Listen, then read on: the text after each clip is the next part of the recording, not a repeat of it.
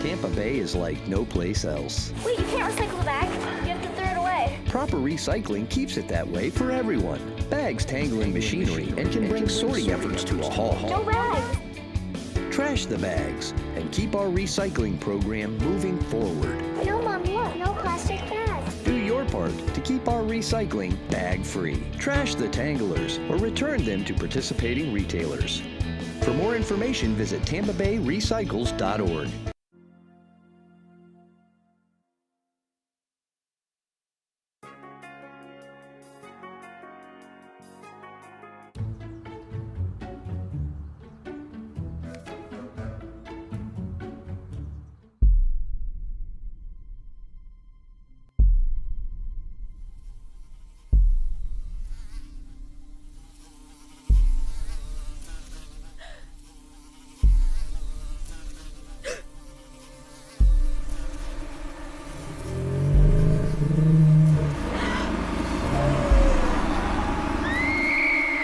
Don't let mosquitoes ruin your day. Fight the bite by removing standing water on your property. Standing water of any kind is a breeding ground for mosquitoes.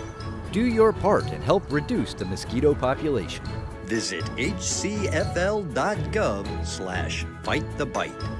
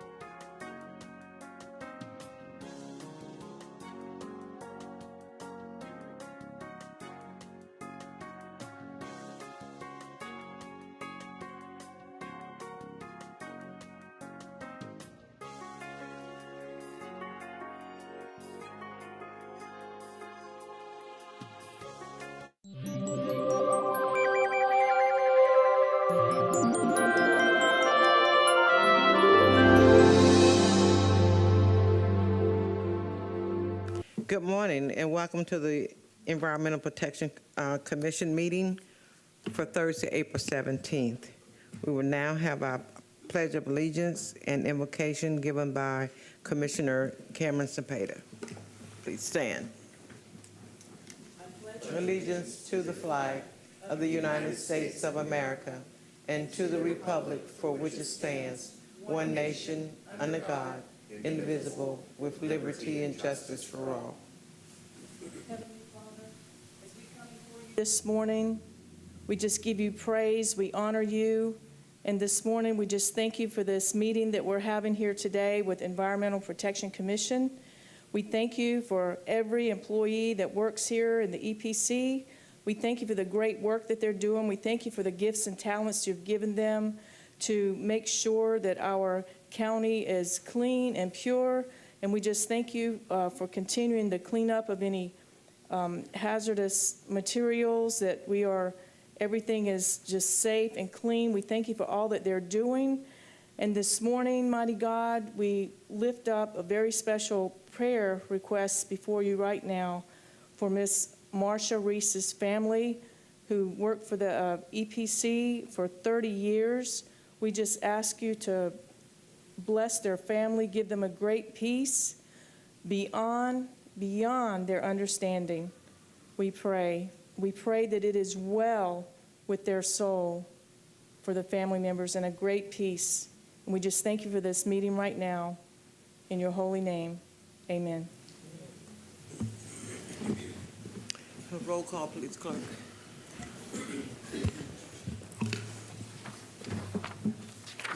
Myers. Here. Bowles. Here. Cameron Cepeda, Here. Cohen, Here. Hagan, Miller, Here. and Wostel. Here. Thank You have a you. quorum, sir. Have any changes to the agenda? No, Commissioner, no changes. Okay, and we'll move right along. We have no public comments, no public comments. Move approval of consent. Second. We have a motion and a second to approve the consent agenda. All in favor? Say aye. Aye. Okay. Then we'll move right into our I'm sorry, regular. Madam Chair. Who was the motion done and who was the second? Commissioner Cohen, second by Commissioner Worcester. Thank you. Okay. Okay, Janet, for our regular agenda. Thank you, Commissioner. We'll be moving into 9A, which, besides our continuation budget, which has been submitted to the administration, Elaine DeLue will be doing a budget decision unit for our citizen response.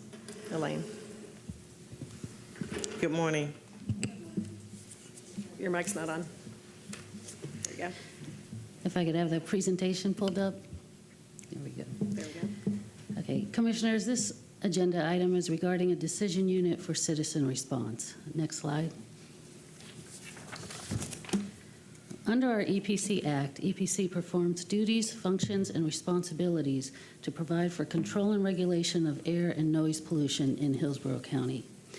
EPC staff responds to concerns regarding noise, dust, odor, asbestos, and open burn, which typically require inspections. Next slide.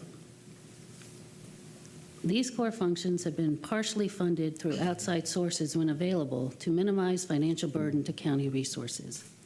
With federal and state funding reductions, EPC can no longer rely on these funding sources for support. So EPC is requesting the transfer of $289,000 for fiscal years 26 and 27 from outside fund sources to the countywide general fund. Next slide. So our recommendation today is a vote to support the funding regarding citizen response services and request the county administrator include the funds in budget for consideration by the BOCC. I'd be happy to answer any questions. Thank you. I don't see anyone in the queue for any questions. Can we have a motion? Second. We have a motion and a second. Please record your vote.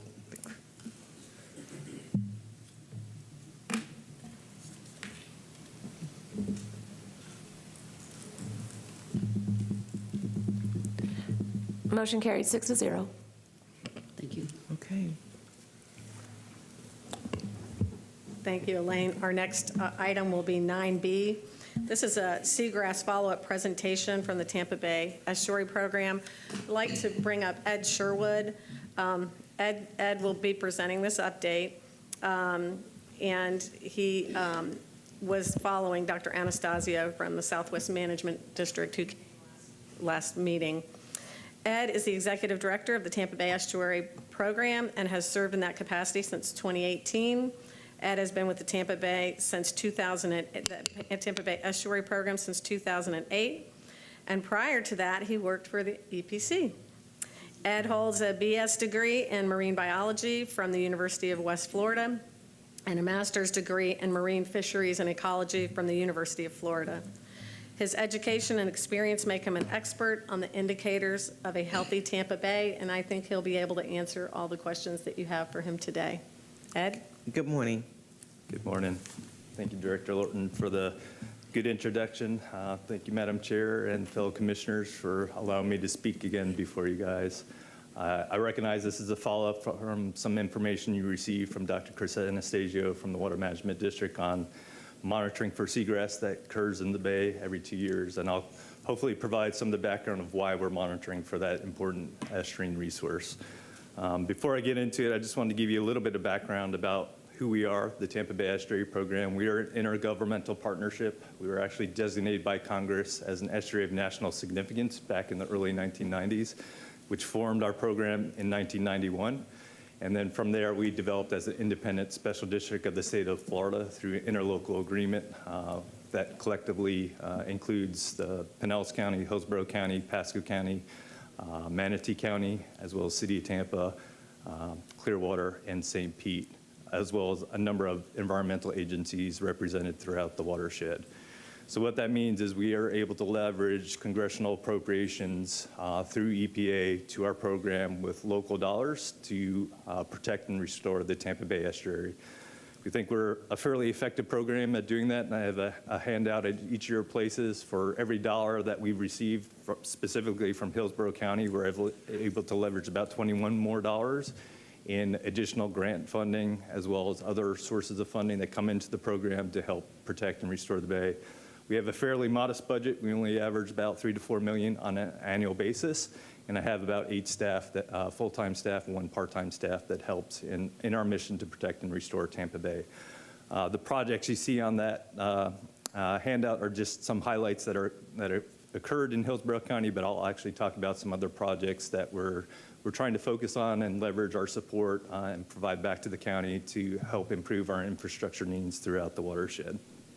So I'll jump right to the chase and tell you that we did receive some good news from the Water Management District. We've had about 1,400 more acres of seagrass coverage in Tampa Bay relative to the prior assessment back in 2022. That's that last bar on the graph on the right. And why it's important to monitor for seagrass is because it is truly metaphorically a canary in the coal mine. As seagrass die in the bay, it causes cascading ecological effects like increasing the propensity of harmful algal blooms, die-offs of manatees, and also affects sea turtles who also feed on seagrass as well. Seagrasses are a foundational habitat for estuaries. They are basically fish food as well as fish production centers within our watershed. So about 75% of the commercial and recreational fisheries throughout the nation are dependent on estuaries and the habitats like seagrasses that are present within these systems. So it directly influences our economic impact, and we've done some economic studies in the past that relate the overall economic impact of just having the bay in our backyard at about $32 billion per year. So the health of the bay is very important. If it starts to deteriorate, like we have seen in the past when those bars were a little bit lower in the earlier part of the time period and record where we were able to monitor seagrasses, we know that water quality, environmental degradation was a result, and that affects our ecotourism-driven economy as well as a lot of the other bay-dependent jobs that are represented throughout our region. So that's why we're so keen on monitoring for this important indicator of estuarine health, and why it's so important to maintain a certain amount of acreage, and that's what that bright line, red line indicates. Those are goals that we've collectively developed as a region to maintain seagrasses as we move forward. And we've been fairly successful at that in the past. You see back in 2014 through about 2018, we're actually exceeding that goal. But as of late, we've been struggling. We've lost a significant amount of seagrass resources. This latest assessment shows some optimism that we're starting to recover those losses, but there's still ways to go. And just to give you a little bit more background, there's 5 main seagrasses, and these are grasses that are under the water. They aren't the grasses that you'd see on the shoreline. These are grasses that are dependent on light to penetrate the water column and reach the bay bottom so that they can grow. And in the absence of having these plants on the bay bottom, something else will take its place, and it's usually more algal blooms, and in the case of some areas of our bay, harmful algal blooms. So without sort of the stabilization process of these seagrasses, you have a greater propensity to have algal blooms in the bay. So that's why it's so important to maintain these coverages in the future. And you can see just by some of the names of those seagrasses, turtle grass, manatee grass, that a lot of the wildlife depend on them as food sources. So as we lose those seagrass species, there's a potential to also lose and see die-offs of manatees like they're seeing in the Indian River Lagoon. As the core sort of problem and issue that's happening on the east coast of Florida, they lost, I think, over 60,000 acres of seagrass in that system, and that has had cascading ecological effects in the Indian River Lagoon, as you've probably been seeing in the newspapers. You heard this a little bit already. The Water Management District is the main person that monitors the overall baywide coverage of seagrasses in Tampa Bay. They do that through aerial surveys. We, as the estuary program, also rely on annual snapshots of looking at the particular species of seagrass and the distribution. Using a voluntary transect monitoring program, the EPC participates in that on an annual basis. We usually go out during the late summer months. And that gives us an early indication of how well those seagrass beds are doing. The Water Management District gives an overall acreage estimate, but then we drill down and actually try to understand within that coverage what are the particular seagrass species, because some are more stable than others. And as there's trends to less stable species, that's an early indication that something's wrong in the estuary. Going back to even our earlier history and some of the good work that has been done in the region that kind of kick-started and showed that initial recovery of seagrasses from the 80s to about 2016 was largely due to controlling the amount of nutrient pollution going into Tampa Bay. We have some estimates in the 1970s of how much nutrients went in the bay, and it was to the tune of about 9,900 tons of nitrogen loads, primarily from poorly treated wastewater sources. There was some state legislation that was implemented in the late 1970s that allowed those wastewater treatment plants to move to advanced treatment, as well as to more reuse within the region. And that has had significant effects on the overall amount of nutrients going into Tampa Bay. Now we see about 2/3 less nutrients going into Tampa Bay than we did back in what we called the bad old days in the 1970s. And as I mentioned, a lot of that is through the collective investments of the region, including Hillsborough County, through the auspices of the Tampa Bay Nitrogen Management Consortium. We actually had a meeting yesterday of the Tampa Bay Nitrogen Management Consortium, had very spirited conversations because although we've received some fairly positive news of some seagrass recovery in the bay, there's one bay segment that continues to struggle, namely the Old Tampa Bay segment, and I'll kind of dig in what the core issues are in that particular area. But this has been the bread and butter action of our region to continue to maintain reduced nutrient loads no matter the source, so that overall it improves water clarity through the reduction of chlorophyll, and ultimately allows enough light to penetrate to the bay bottom, allows seagrasses to grow and expand. And that's been sort of the core nutrient management paradigm that we've operated under, and our partners have helped us contribute towards reducing those overall nutrient loads over time. And luckily, in our region as well, we have a long-term water quality monitoring data set to kind of rely upon to see what the effect has been of those overall nutrient load reductions. EPC has been monitoring water quality in Tampa Bay going back to the 1970s. We're one of the few estuaries in the nation as well as the world that has that length of monitoring data available to us. And we track conditions on a baywide basis and look at target levels that we know are supportive of seagrass. And when we're not meeting those targets, that means there's other issues going on. So it's been with great admiration that EPC continues that monitoring, because we rely upon that not only for our reporting, but also these are now regulatory requirements that affect permit holders within the region collectively through the Nitrogen Management Consortium to help meet these bright lines of water quality standards that have now been adopted by DEP and EPA. And as I mentioned, if you explode out that last bar, we could get an idea of the recovery of seagrasses in each of the major bay segments. We manage Tampa Bay according to these 7 distinct management areas.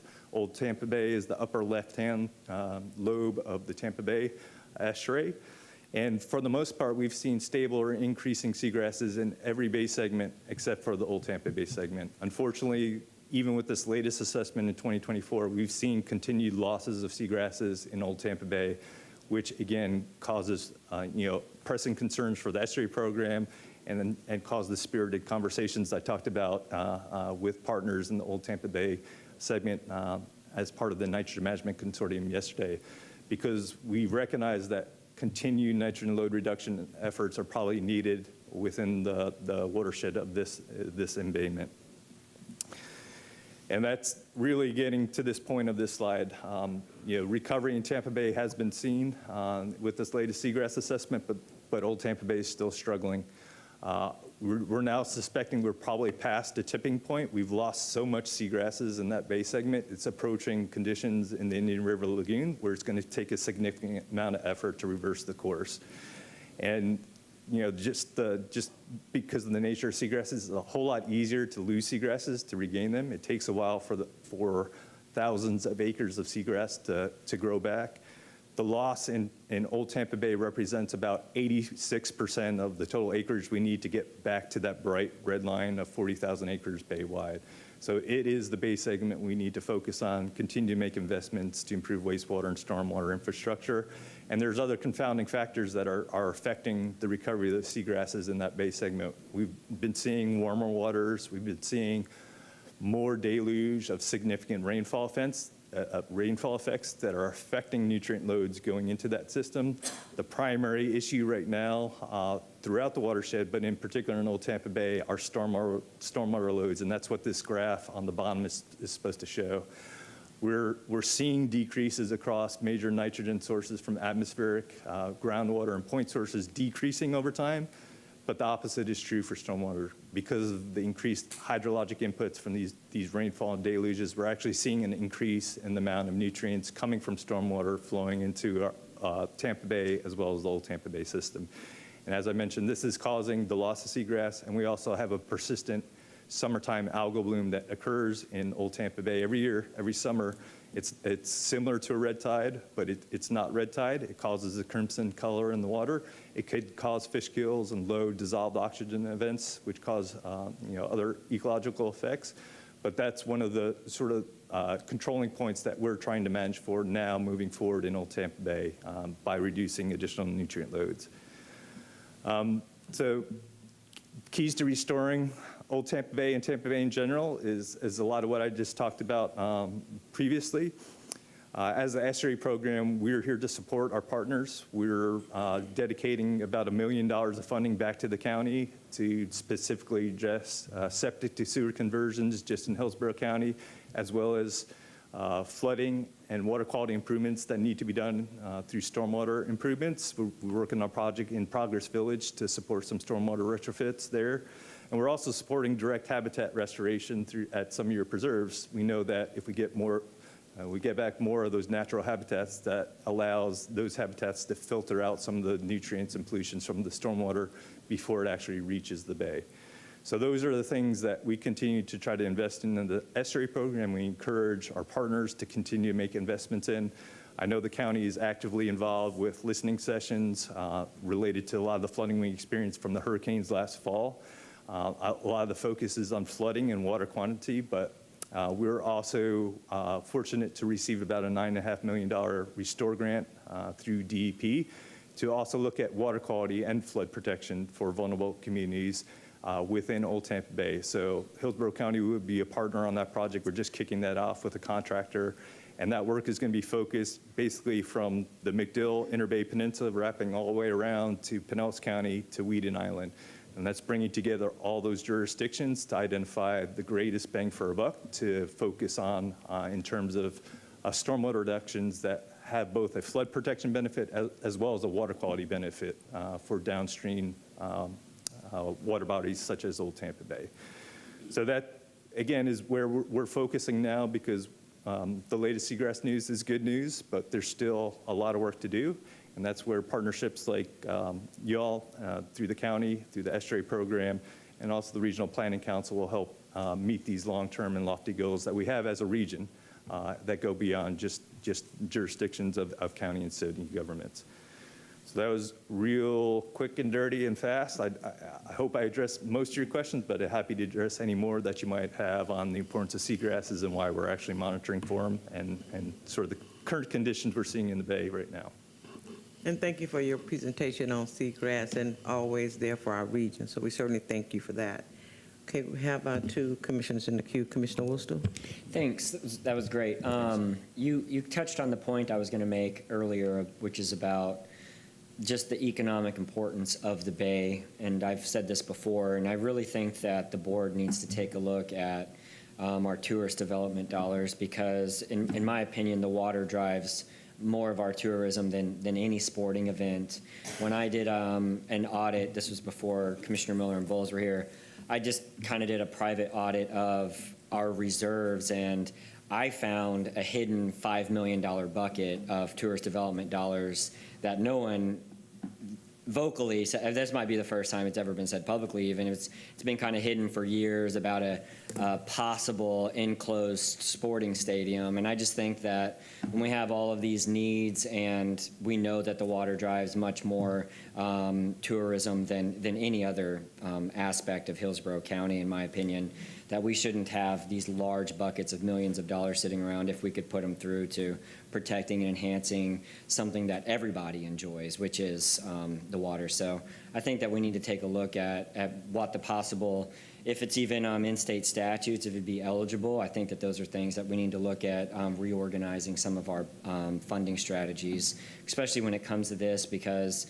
if we continue to, the problem continues to exacerbate, then we have even larger fish kills, which is even more detrimental to the local economy. But the only other question that I had is the old Tampa Bay. I mean, it continues to come up, but no one has really said what they think is the fix. I mean, are we working towards something? Is it the Gandy? Is it Swift Mud? Do we need to engage our state partners? I've found our state partners to be very willing, at least in all the conversations with me. I mean, is it just that there is no natural flow there, or? Yeah, that spirited conversation I was talking about yesterday through the Nitrogen Management Consortium, we have a recommendation on the table right now that we're trying to work through and build consensus for, but it's basically further reducing nitrate loads to a 486 tons per year limit, which is basically going to affect both sources of stormwater as well as wastewater that enter Old Tampa Bay. It's a much more distinct line to hold to account all the partners in the region that have permitted loads into that bay segment. So that's one of the recommendations. The second one that has remained, that this board has supported in prior years, was exactly what you're talking about, trying to improve tidal circulation through additional causeway alterations. We've been trying to work with DOT on projects both on the Howard Franklin Bridge as well as through their project now on the Gandy that's starting, to look at ways that we can increase circulation through additional breaches. They did construct one on the Courtney Campbell Bridge by Ben T. Davis Beach, you might be familiar with. Mm-hmm. And this latest seagrass assessment, Dr. Anastasia might have touched on it, that area just north of that new bridge actually saw some stable seagrass and increasing seagrasses. So we know that has a benefit for improving conditions as well. We had not as much luck as convincing DOT to make that investment just yet, because it would be basically voluntary at this point for them to do those sorts of projects. And the costs at this point, they can't justify. To do an additional causeway alteration on the western side where it's the most significantly needed would probably be around $100 million. And we think, that makes good environmental and economic sense because of a lot of the things that you mentioned. And you look at the total bridge construction cost of the current Howard Franklin Bridge project, it's approaching $1 million. So another $100 million to have environmental benefits. We felt, and this board felt in the past, that was probably a good thing to move forward with. Unfortunately, we haven't had much traction with DOT on that front. Okay, well, I mean, if you want to send me information, I'll at least ask. Absolutely, I'd be happy to follow up. Thanks. Yep. Commissioner Cohen? Yeah, I think this is an excellent conversation because just on that issue alone, many of us sit on the MPO. We are intimately involved with these projects when they're being conceived, and if we feel strongly enough about something, I think that we can use our voices in the various different here, but also in the different boards that we sit on. We are, you mentioned it earlier, we're going through this analysis right now of a lot of the flooding that occurred along with the hurricanes, and no surprise to anybody, there was a tremendous amount in the town and country, Danish Shores, Baycrest area, and of course all of that excess water found its way into Old Tampa Bay. I know the county has major stormwater projects in the works for that area. Is some of that eligible to be funded with dollars that are marked for environmental purposes? Because it seems like a lot of these stormwater and flooding projects that we're going to do, they have a direct environmental benefit, and they're solving a problem, or not solving, but helping to solve a problem that we have documented. We have this documentation of the level of the problem. So is that something, is there a way of accessing more funding for these kinds of projects? Yeah, I think the short answer is yes, especially with some of the resiliency dollars that are coming down. I know you're part of the Regional Planning Council and some of the conversations through the Regional Resiliency Coalition. So there is more dollars. A lot of those dollars are focused on, protecting communities from the water quality standpoint and flooding. But those additional stormwater retrofits usually require additional stormwater water quality improvements to be permitted. So there are different lines, and our program itself is the Tampa Bay Environmental Restoration Fund that we make dollars available to those types of projects. So the short answer is yes.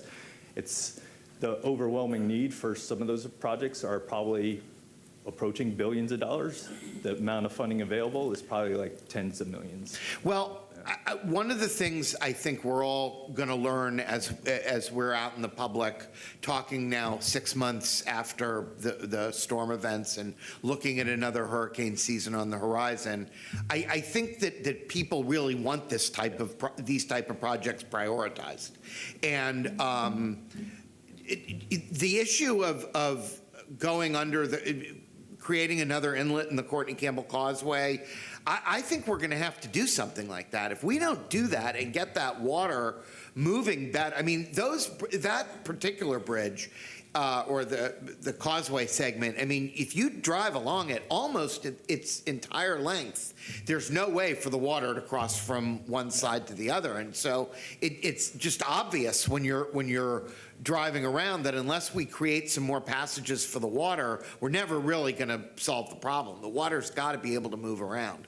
So, I just think that there's going to be a consensus for doing some of these things.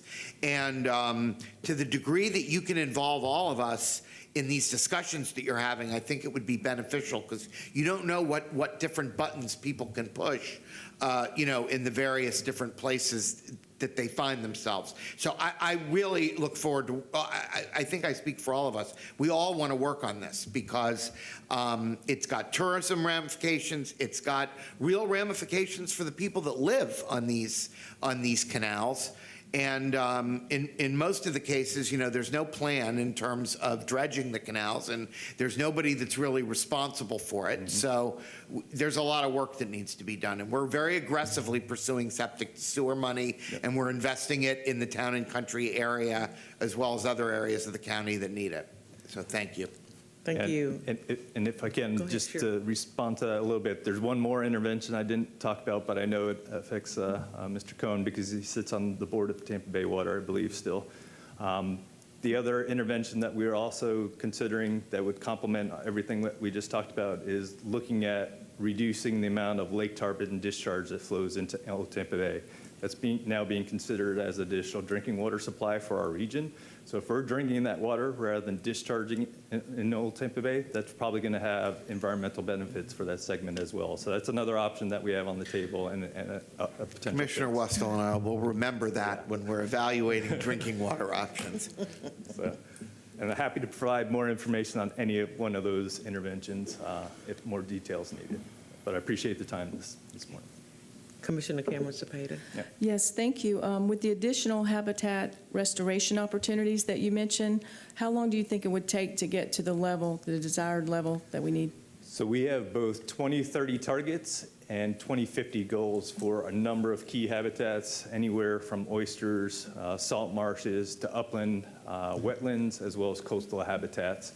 And there's various amount of acreages to hopefully meet those goals by those timelines. Our oyster restoration target for the bay is on course to be met, but still more oyster restoration is needed. And that is also another one of the interventions that we're proposing for Old Tampa Bay, to get more oysters in there so that they can filter out some of these water quality concerns that we're seeing in that bay segment. So we're going to be coming back to our partners to have a more aggressive goal of about 175 acres in total of oysters in the Old Tampa Bay segment. And we're not, I think we're probably only around, I'm not going to hazard a guess because I don't know the exact number offhand, but that's a significant amount more of oysters that would have an environmental benefit in that bay segment. And we're trying to get there by 2030. By 2030, okay, thank you. Thank you. Commissioner Bowles? Thank you for the presentation. I was at the last agency, I sat on the Agency for Bay and Coastal Management, and one of the things that they talked about was the issues with the Old Tampa Bay. There was a presentation from, I can't remember, but a gentleman from Manatee County and their bay down there that talked about the dissolved nitrogen, and and that's how they approached the issue of trying to increase the seagrasses as opposed to some of these other, there's other issues. And by what they were, he had presented, they had really good success with using that approach as opposed to another. And the ideas of DOT and whatnot, not giving the money, that came up as well, that was a big problem, because I think we all recognize that with, I'm just looking at the, one of these maps here, with the bridges that we have, you got these impediments that we put there, and now you kind of got these stratifications of water that kind of, get stagnant, more stagnant, and then kind of go out, that they were not willing to do that.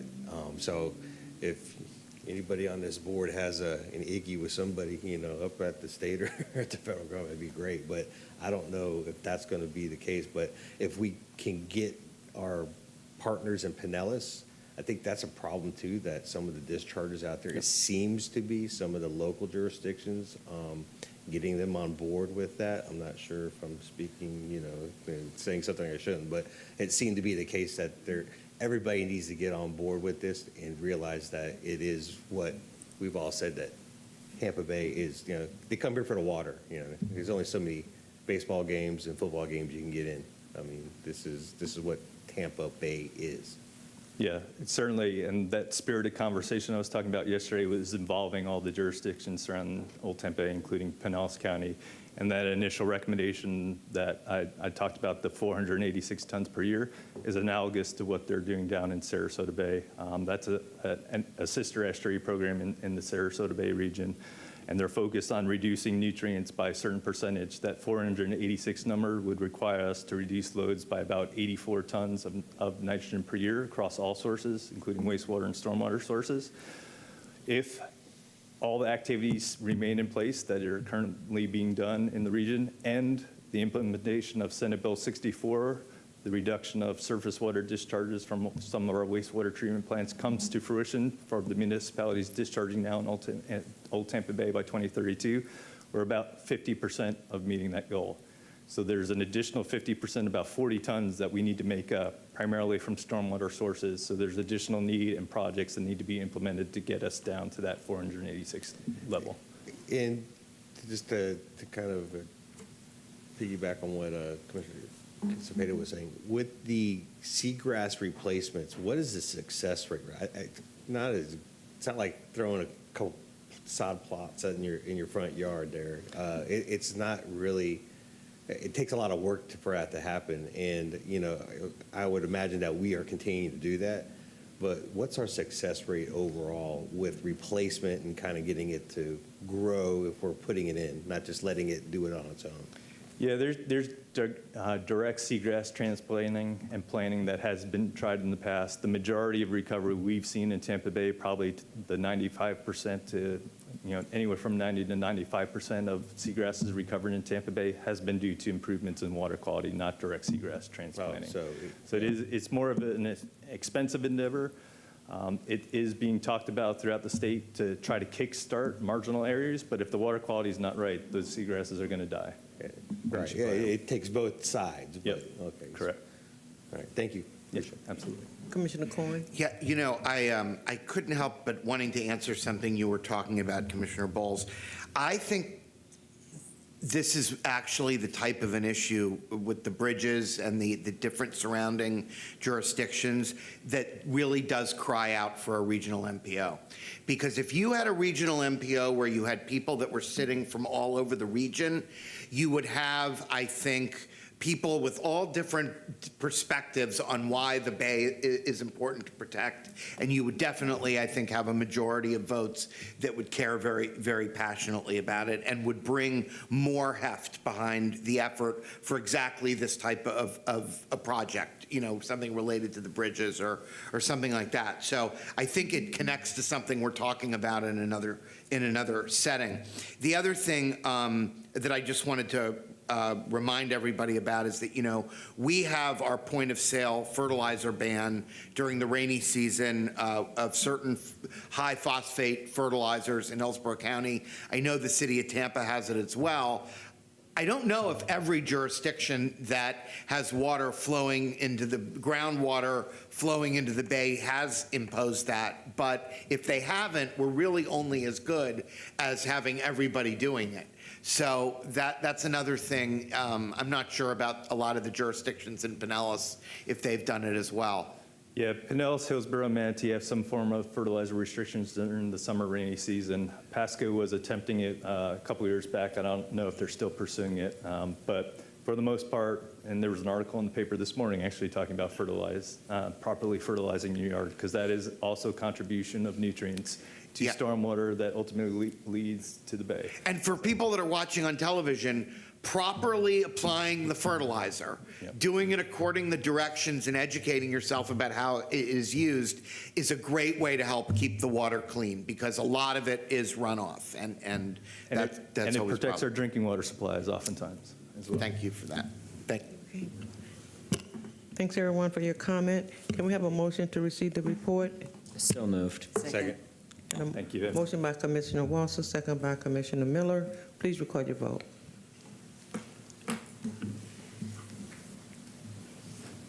Thank you so much, Ed. Motion carried 6-0. Oh, I'm sorry. I apologize. Thanks, Ed, and I wanted to let you know, we are reviewing the Lake Tarpon swim, so if we could coordinate with you, that would be great. We're doing that right now as well for inputs. Sam briefed you? Okay, thank you so much. Commissioners, with that, the next one is 9C. This presentation, we've had a lot of interest from different commissioners on Superfund sites in Hillsborough County, and so we're going to touch on that very quickly, and we'll be bringing up Allison Amram. Allison is our Brownfields coordinator, and she does an amazing job. Good morning. Good morning, Commissioners. As she stated, my name is Allison Amram. I'm a professional geologist in EPC's Waste Division, and I'm here today to briefly give you a presentation about what a Superfund site is, where they're located in Hillsborough County, and then a little bit more about the details of the Sydney Mine Superfund site that's located within the Energy Industrial Park. So we'll start with what is a Superfund site. It's a piece of property that has environmental contamination that is so bad it's considered to be a significant risk to public health, welfare, or the environment. In the 1970s, similar to what Ed Sherwood was just telling you about, we didn't have as many environmental policies for waste disposal or wastewater, and we had some very large environmental contamination disasters. And the most infamous one I can think of is Love Canal in New York City. They dug a canal for power generation, didn't use it, and it was filled with chemical waste from a neighboring chemical company. They covered it with dirt, and a few years later, they built single-family homes in an elementary school, each with their own private potable well. And a lot of people got sick, and the federal government said, we need a way to respond to some of these emergencies. So they passed a law called the Comprehensive Environmental Response, Compensation and Liability Act in 1980. It's called CERCLA for short. And this enables EPA to go in when a site has a large environmental problem and the property owner or responsible parties unable or unwilling to respond. CERCLA rule gives EPA the authority to go in and make those actions happen. So they need some money for that, of course. So this is where the compensation part comes in. and Congress passed a law to create a pot of money, that's called the Superfund, for enacting the circular rule, so EPA can access that money. To make sure that EPA is looking at the sites of greatest concern, they created a ranking, and they created the national priority list. So once a site is listed on your national priority list, it becomes a site that's eligible for Superfund funding. EPA, the US EPA, manages all of these Superfund sites. They go out, they do the response, they provide the money. They also have a team of lawyers who go looking for responsible parties to reimburse them. That's that Liability Act part. And they manage all the technical and legal implications, community involvement and such. In Florida, the Florida DEP also has a role. They review the technical information because they want to make sure that these sites are cleaned up to Florida's standards. So they sit in on the technical review, and then they also manage some of the restrictions that may linger on the site after they're done. EPC's role, well, we don't have a regulatory role. We are public information. So if someone has a question about a site in Hillsborough County, I can help them with it. EPC can direct them to EPA's website, but we are public information for you and the citizens and those who are doing work in Hillsborough County. The goal of these sites, EPA has stated, is to clean them up, to control the contamination, and then return the properties to productive reuse. Hillsborough County has 12 active sites. I have them listed here as NPL sites because it's shorter than typing out Superfund and it fit on the slide. But NPL and Superfund are the same thing. We also have 4 sites that are considered delisted. These are Superfund sites that were cleaned up, that were published in the Federal Register to remove them from the national priority list. We also have 2 Superfund alternative sites that ranked as a national priority, but they didn't become a Superfund site because the responsible parties worked very diligently with EPA to come up with a cleanup agreement and conduct that cleanup themselves. So this is a map that shows the spread of sites in Hillsborough County. And when Superfund was just getting started, EPA asked the state, give us a list of your most egregious contaminated cases and we will rank them. And so a lot of these Superfund sites came about in the early 80s. The red dots are our active sites. The blue are the delisted or cleaned up ones, and the yellow are the alternative ones. So because our dots kind of overlap each other, because Hillsborough County is so large, we've broken these out by district. So in District 1, there's 1 Superfund site. It's on the east side of Hillsborough Bay, and it's the Raleigh Street dump. It was a bunch of shredded battery casings that created contamination. District 2 has 2 sites. One's in Thanodisassa, one's in Town and Country, and those are both solvent disposal sites that created problems. And here we come into the busy one in District 3 with all the industrial sites. And out of these 10 sites, one of them was an oil spill, and all of the others were made by industries and municipalities that had unlined landfills and unlined waste ponds. District 4 in the east has a site as far south as Ruskin, as far east as Plant City, and then the one we're going to talk about in a little more detail today is the Sydney Mine sludge ponds that are located in that yellow square sort of in the middle, just south of Route 60 and east of Valrico. As you all are aware, the Sydney Mine Superfund site is located within a larger phosphate mined area. And in the 30s and to the 50s, this area was mined. They have these big drag lines. They create deep trenches that destroy the drainage in the area. They dig out the overburden above the ore, and they throw it over here in a pile and over there, and you just totally disrupt the natural drainage in the area. From 1973 to 1981, Hillsborough County Public Utilities leased an area here to dig 3 waste disposal ponds. And they operated those to take waste oils, sludges, things like septic and grease trap waste, automotive waste. These are all thick liquids that you can't send to the wastewater treatment plant, and they're not solid, so you can't go to the landfill. So this was the disposal option at this time. But as Ed Sherwood was mentioning, in the 70s, all these environmental regulations were changing. In the 80s, they continued to change, and by 1981, Hillsborough County needed to notify EPA and DEP that we had this unlined waste disposal pond and apply for a waste disposal permit, which was then denied. But Hillsborough County started cleaning up right away. In 1984, they built what's called a slurry wall around these 3 ponds, and that is a clay liner that is installed by digging a deep trench into a clay that's below those ponds and sealing it off. We informally call it a bathtub. So it holds the contaminants inside. Hillsborough County excavated the wastes that were there. They incinerated them on site and started with 10 years of groundwater monitoring. All of this was done, or at least the monitoring started, or the treatment, before it was listed as a Superfund site, which it was listed in 1989. And these actions are designed and monitored and conducted by Hillsborough County's Environmental Services Department. This map shows the groundwater monitoring network at the site.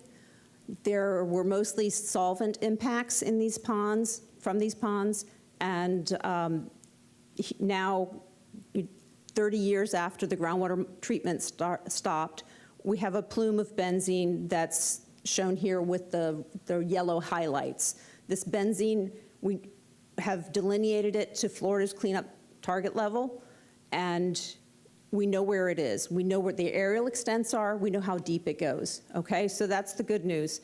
The bad news, I guess, is that EPA found that 1,4-dioxane became more research on it, and it became known as an emerging contaminant of concern. And in 2021, EPA required that their Superfund sites that have solvents add this to their list. So Hillsborough County did that and has been monitoring for 1,4-dioxane, but they found that this 1,4-dioxane exceeded Florida's cleanup target levels in most of the wells they had on site.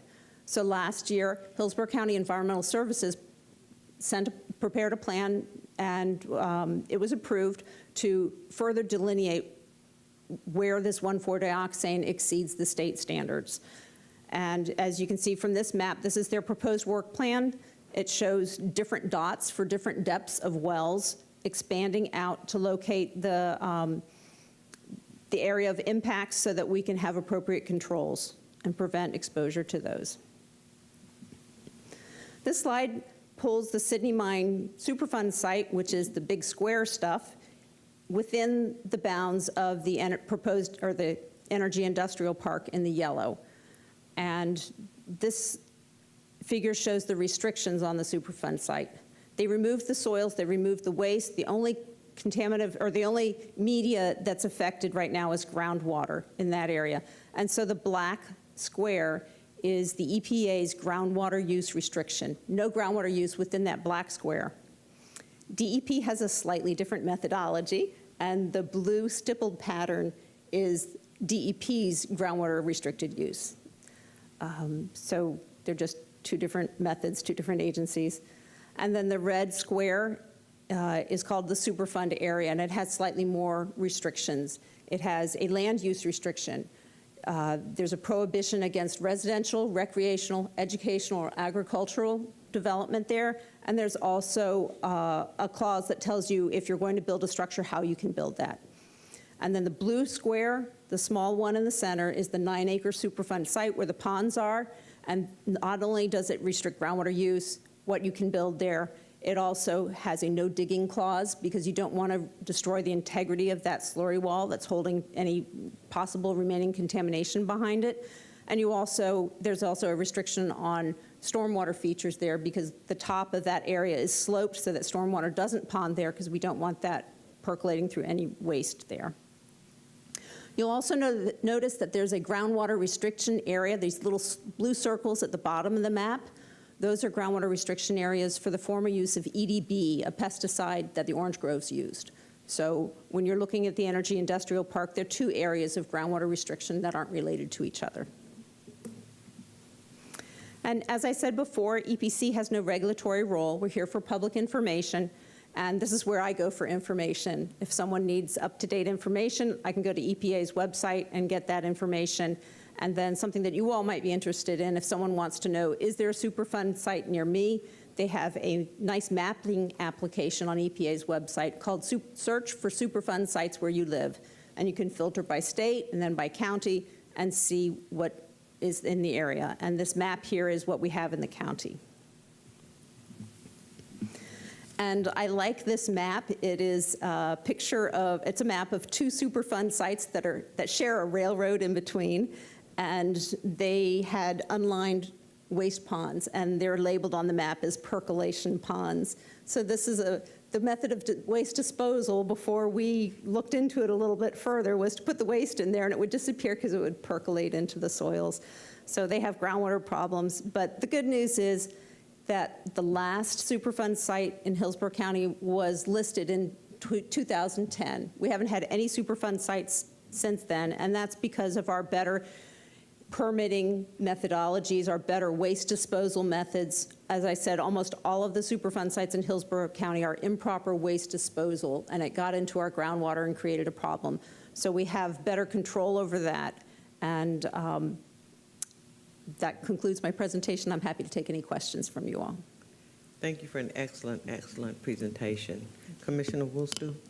Thank you. I think the biggest takeaway that I hope anybody that watches this on your first slide was that their goal is reuse. And I don't think very many people that we experience understand that.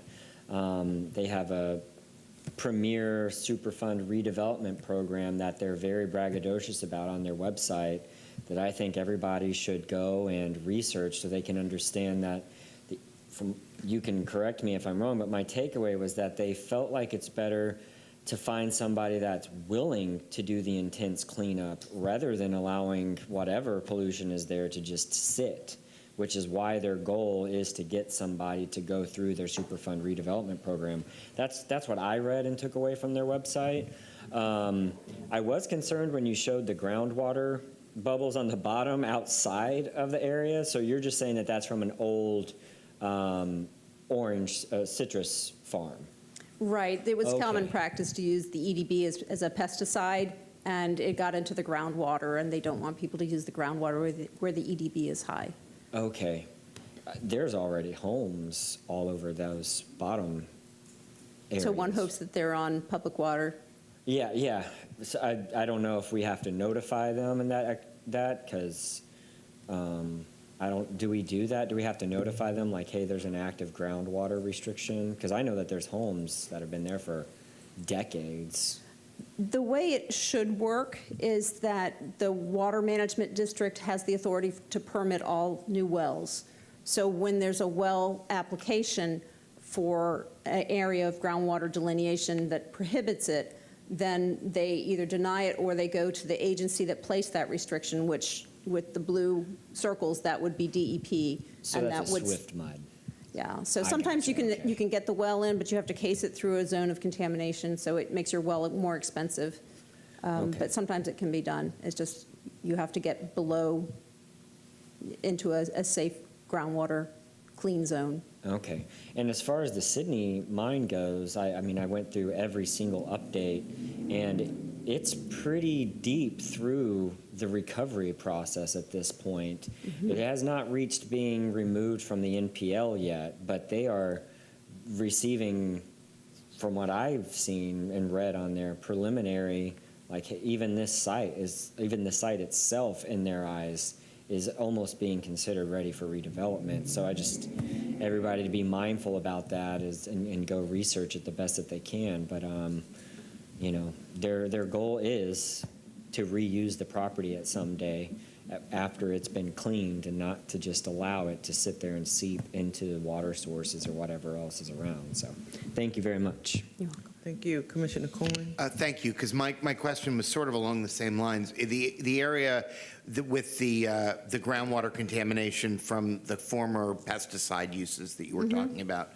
So if you were to live in a house on that property and you're in the urban service area and you hook up to public water and sewer, you're essentially sealed off from that groundwater, correct? You would, if you wanted to use that groundwater, you would have to apply for a well permit to the Water Management District, and it should be denied for groundwater use within that zone that has contamination of EDB. So you wouldn't be able to put an irrigation well in. Regardless of that, if you developed there, it's the urban service area, so you're required to hook up to county utilities. Doesn't that essentially bypass that whole problem? That's the best solution. That's the best solution. Is that an acceptable solution? Is that enough? Yes. Yes. Okay. That's good to know. Second question, the pesticides that were used, say 40 or 50 years ago, I'm not quite sure how long ago, maybe you know, the pesticides were used. At some point they dissipate though, and they leave the area. Do you have any idea how long it is for them to naturally just sort of get washed away?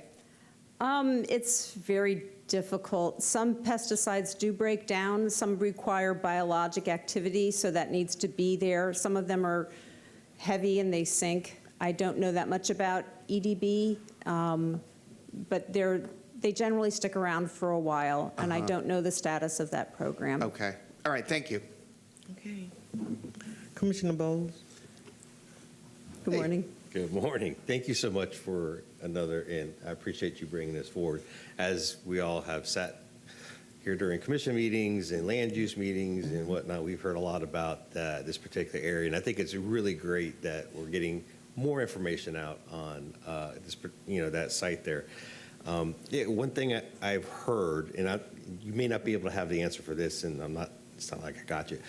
So we've heard references to sludge ponds in that particular area that also occupy what looks like the Orange Grove area. We've heard statements from people that residents that have lived there 20, 30, 40 years that say, oh, well, we've heard, is that the case as well? So we're not worried about sludge ponds that were there for that area, the groundwater. It's specifically just about the EDB. The area to the south is the EDB. Yeah, the sludge ponds were where the waste was disposed in the northern part, where the blue square is up there, and the waste were removed and incinerated from those ponds. Can we bring that slide back up? Just so we're talking about it. Do you mind? Which one? The one that showed the circles. Should be like, there it is, yeah. Okay. Yeah, so, we've heard a lot about that area down there and where it's in the urban service boundary, and we've heard a lot. So, it makes you wonder about, is that the only thing? And that's the only thing that the DEP is concerned about, presumably. That's all that I know of that shows up on a groundwater delineation map. So this is just about groundwater. Okay. So, again, I think having this information is fantastic, and being able to, kind of show that it's here, and where we're talking about doing these developments and where we're not. A lot of this, I think, and Commissioner Cohen kind of alluded, a lot of this is, since we're not burning, incinerating on site, it's through natural attenuation. So we're just kind of letting it do its own thing. And I think one of the problems, I believe, with the 1,4-dioxane is that it's hydrophobic. It's got the same density as water, and so that you can't separate it really easily from it. And that's another concern. Okay, so the only remaining media of concern at the Sydney mine is the groundwater. It has some solvents in it. The benzene's delineated, the 1,4-dioxane is not, and it is a very miscible. It mixes with the groundwater very easily. It travels with the groundwater, and it moves more easily, and it's less easily degraded in the groundwater environment. So there is a bigger plume, and they're in the process of delineating that plume right now. Which is one of the things that we talked about, certainly Commissioner Whistle and myself, where having those extra wells put in place, that monitoring going on, that at the very least, we'll start seeing where those plumes are going and how far they're extending out. But again, going back to Commissioner Cohen, if you're on public water, you're on public waste, you're not getting a well, some of those issues are allayed.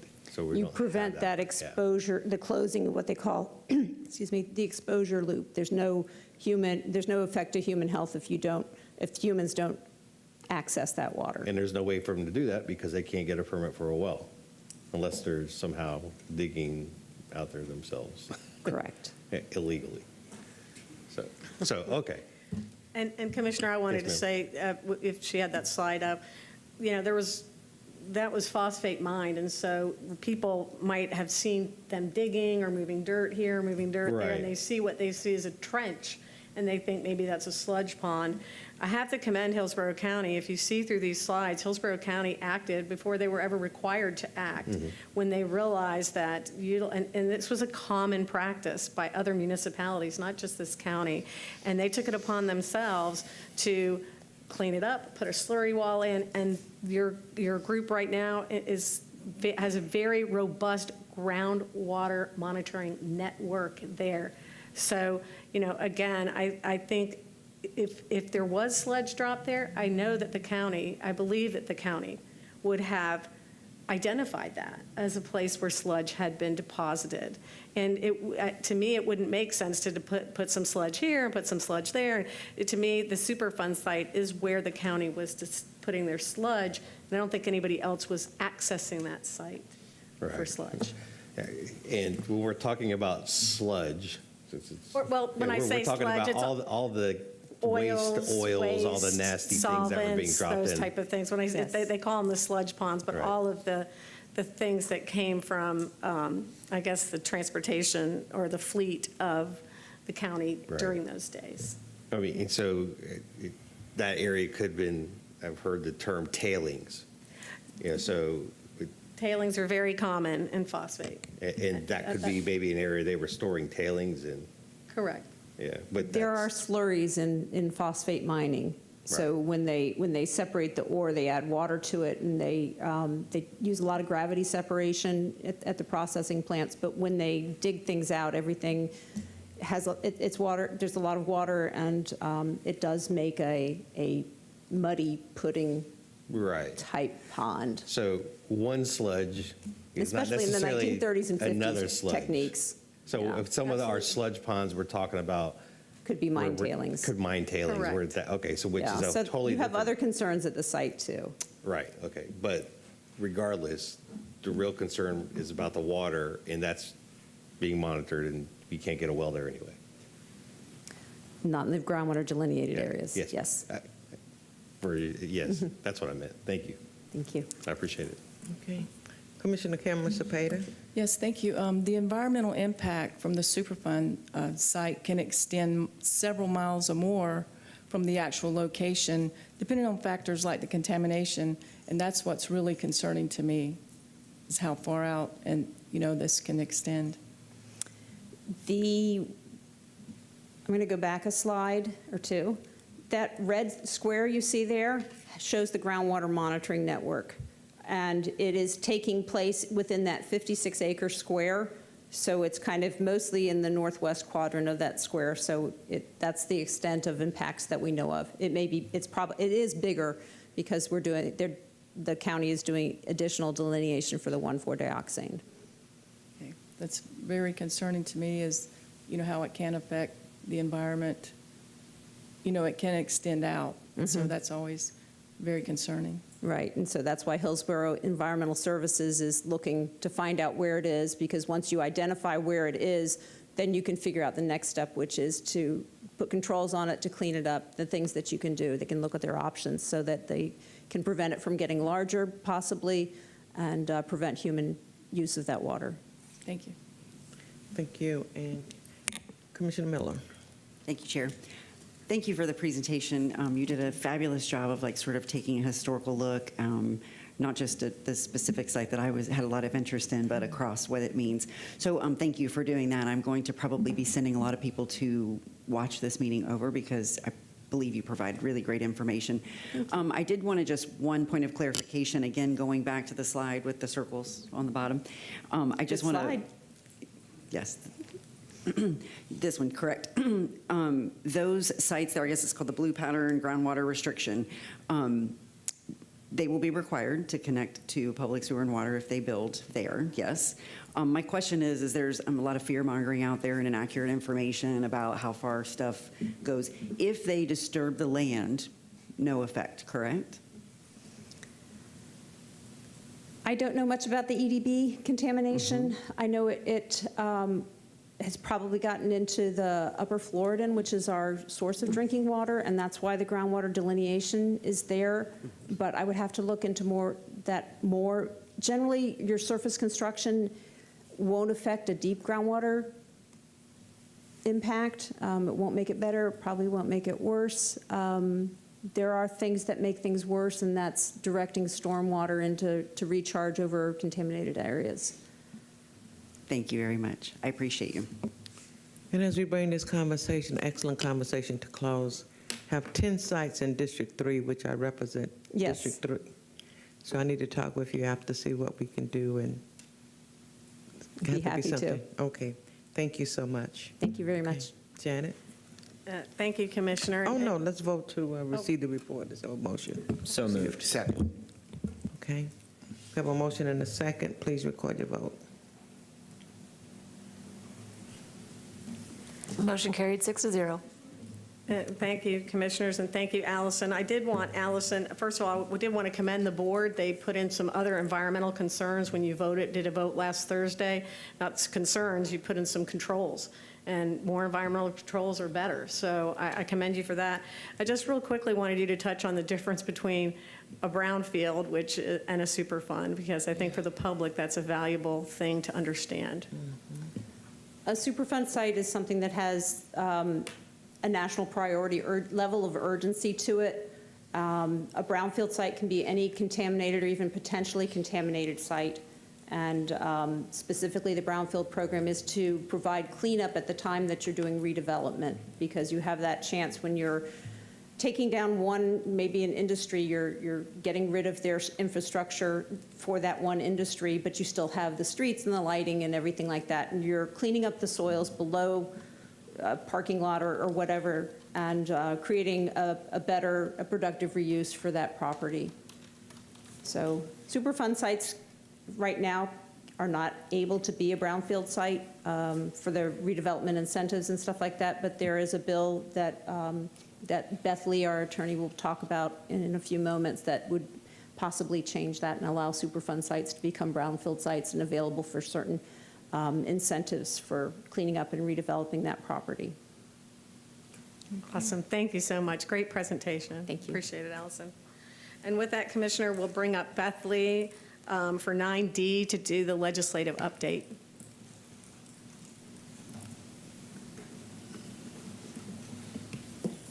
Good morning. Good morning. All right. Good morning, Commissioners. As you've heard, my name is Beth Lee, an attorney with the EPC Legal Department. I'll be providing a brief legislative update for this current 2025 legislative session. So as you know, the legislative session runs usually 60 days and began on March 4th and will convene on May 2nd. The EPC Legal Department specifically monitors for both environmental and administrative bills each session, and this presentation is only going to cover a few of those bills tracked by our department, but the agenda item has additional items that you can provide an overview of additional bills. And so I'll be providing the status of some of these bills, but generally it's important to note that bills that have not moved through any of their committees or do not have a House or Senate companion are unlikely to complete the session, but our legal department still continues to monitor those bills to see if that bill language has been added to a faster moving bill elsewhere. To start out, we have the nature-based methods for improving coastal resiliency. So due to increasing effects of hurricane flooding, sea level rise, and coastline development, these comparable bills aim to promote coastline resiliency by requiring FDEP in coordination with USF's Florida Flood Hub to develop rules or guidelines for nature-based methods and green infrastructure.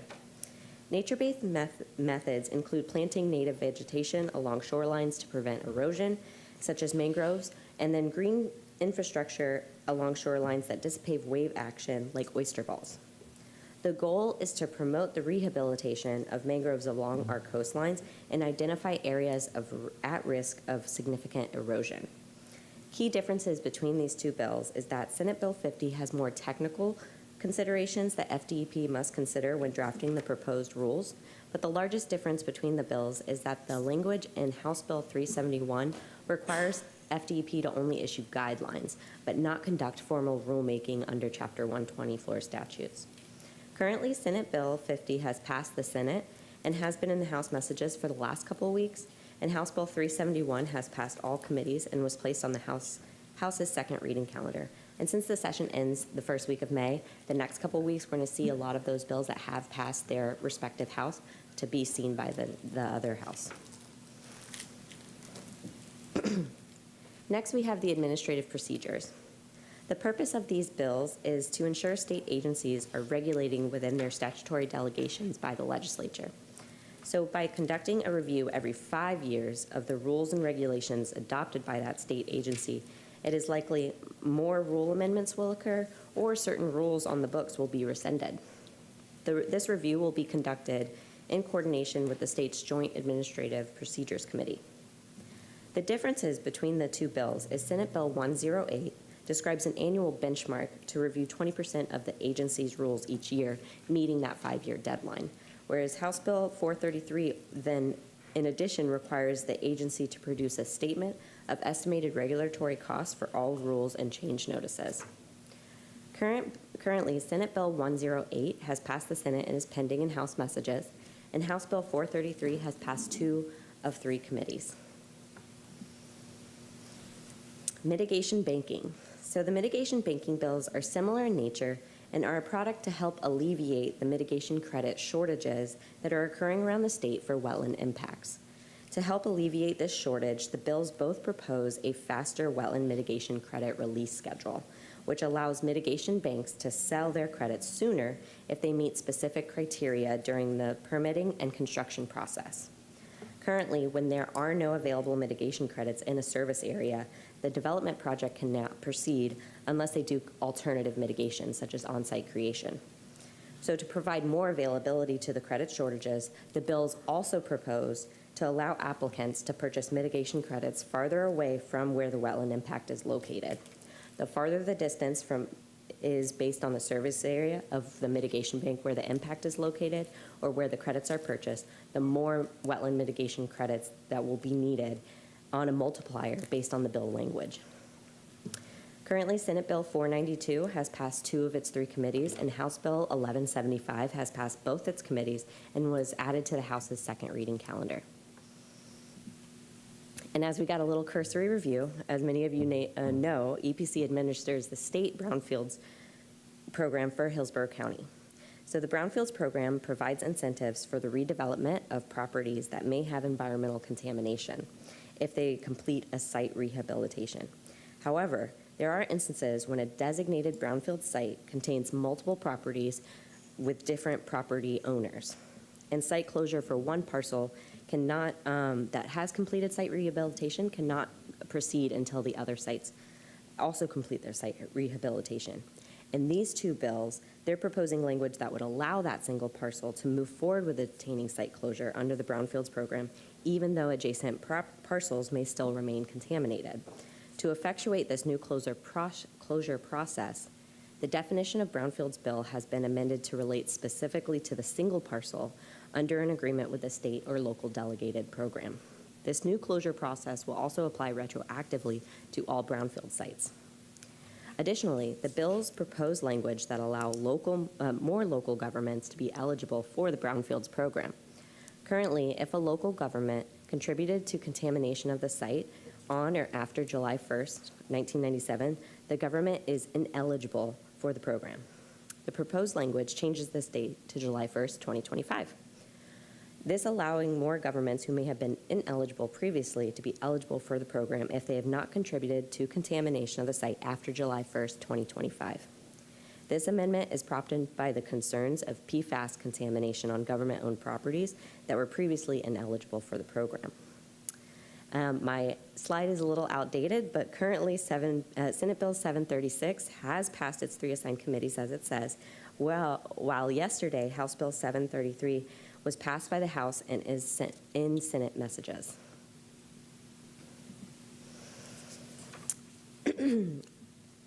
And lastly, I'll cover the stormwater management systems. So Senate Bill 810 is proposed by Senator Burgess to address flooding that recently occurred this past hurricane season. The initially proposed bill language would have required all local governments to inventory, inspect, and maintain various works under their normal and customary control, with works including canals, ditches, pipes, culverts. After committee review, the language was narrowed down to only require governments, CDDs, and certain permit holders who operated municipal separate storm sewer system, or MS4 permits, to conduct an operation and maintenance inspection annually starting September 1st, 2026. This bill does not have a House companion, but the language has been added to another Senate Bill 180, regarding emergency preparedness with some exclusions. However, the House has not adopted the language to House Bill 1535 as the companion emergency preparedness measure. Currently, Senate Bill 810 has passed all of its assigned committees and replaced on the Senate's special order calendar. So in conclusion, there isn't any particular bill substantially affecting the EPC Act or EPC's authority under the Act, but many of these bills may affect other regulatory functions by state agencies and other local governments. And as such, that concludes my presentation. So are there any questions or discussion? I don't see anyone in the queue, but thank you for the update. Thank you for the update. Okay, Janet. Thank you, Beth. And with that, Commissioner, if they'll pull up my slides, I just have 10 quick slides to run through for my Executive Director report, and then we'll call it a day. Next slide, please. This slide is EPC staff attended Commissioner Meyer's town hall meetings held across the various Tampa Bay locations from February through April.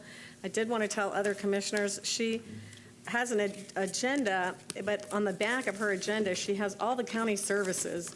And if you don't ever want to reinvent the wheel, when she hands these out, there's numbers where everyone can call. And I think it's very helpful to the constituents, just to let you know on the back of her agendas. Next slide, please. We also participated in Commissioner Woostel's town halls on March 26th. It was hosted at Gardenville Park and Recreation Center in Gibsonton. These events provide valuable opportunities to connect directly with citizens, showcasing EPC's environmental services and addressing community questions and concerns. And we do get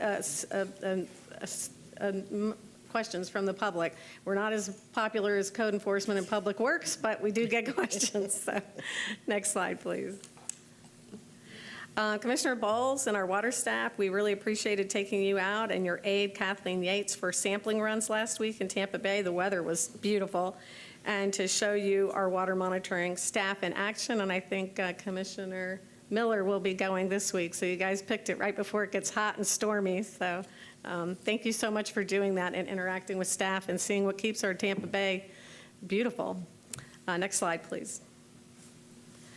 On February 28th, EPC staff participated in the 53rd Annual USF Engineering Expo. Our agency is filled with a lot of engineers, and this is so students can learn how engineering supports EPC's daily operations and missions, and maybe spark some interest in environmental careers and innovations. And hiring engineers is our hardest task with our salary, our salary controls, but we do a good job of outreach. Next, please. EPC was proud to take part in the annual Strawberry Festival Parade and lunch on March 3rd, and we love participating in these agriculture events, especially in Plant City. Next slide, please. On March 19th, EPC hosted the EPA Task Force meeting at our building. Environmental regulators from local, state, and federal agencies gathered to discuss pressing environmental topics and regulatory updates. Next slide, please.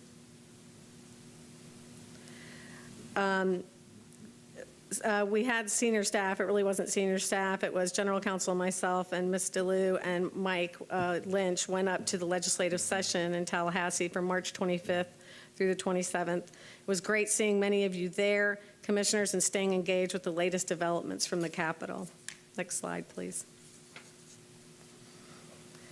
I'm always proud of our staff's generosity and commitment to the causes that we care about.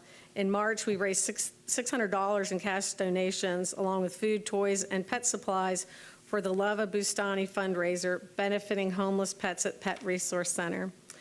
EPC staff also judges the 70th Annual State Science and Engineering Fair, and that was on March 26th in Lakeland. Our volunteers enjoy encouraging the next generation of scientists and engineers. And last Friday, staff also volunteered at the 5th Annual Great Port Cleanup, removing trash and marine debris from sites across the port to help keep Tampa Bay beautiful. Staff enjoyed seeing you there, Commissioner Cohen, and thanks for jumping in and taking a picture with us. That's a great event. We clean up a lot of trash. We actually did a video of who had the most interesting stuff in their trash. I have to ask Laura what it was. Next slide, please. Our spring outreach season is here. On March 8th, EPC staff highlighted the importance of wetlands at Seminole Heights Elementary Spring Festival. On April 3rd, staff participated in both the Florida DEP's annual open house at the Southwest District and the USF Sustainability Expo and Career Fair. We also took part in the Earth Expo on April 5th, hosted by New World in Tampa. And I want to tell you, I really appreciate staff because a lot of these events are on weekends, and I really appreciate you going out there. Next slide, please. And the final slide before we conclude, first we have our annual Arbor Day tree planting ceremony. This will take place at the Learning Gate Community School next week, and EPC will be attending the EcoFest on April 26th, also at the Learning Gate School. EPC's 25th Annual Clean Air Fair is on Thursday, May 1st. If you haven't been, it's right down here at Poe Plaza. It's amazing. It's a free lunchtime event. We'll feature plant giveaways, environmental exhibitors, live music, and more. One of our retirees actually plays and sings in that bluegrass band. They're awesome. On Saturday, May 3rd, we'll host our annual guided wetlands walk at Lettuce Lake Park, where EPC scientists will lead an educational nature walk. And these walks are very popular on the weekends with the public. And we look forward to seeing you if you can make any of these events. And with that, the following slide will conclude our meeting unless you have any questions. And our next meeting will be August 21st. We weren't able to get the June meeting set with the calendars when we first came out with our calendar in December. So August 21st is when we'll see you. Okay. In the future items, I don't see anyone in the queue.